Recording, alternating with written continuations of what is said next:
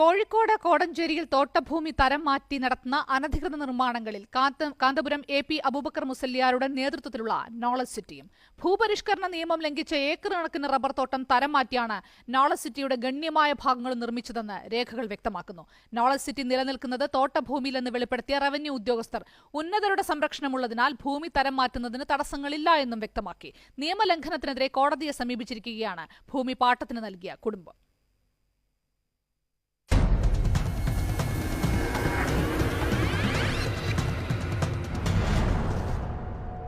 കോഴിക്കോട് കോടഞ്ചേരി വില്ലേജിൽ 1040 acre വിസ്തൃതിയുള്ള rubber തോട്ടത്തിൽ ഉയരുന്ന ഒരു ചെറുനഗരം. കഴിഞ്ഞ 7 വർഷങ്ങൾക്കിടെ ഇവിടെ നിർമ്മിച്ചത് നിരവധി വാണിജ്യ സമുച്ചയങ്ങളും അപ്പാർട്ട്മെന്റുകളും. ഭൂപരിഷ്കരണ നിയമപ്രകാരം ഭൂപരിധിയിൽ ഇളവ്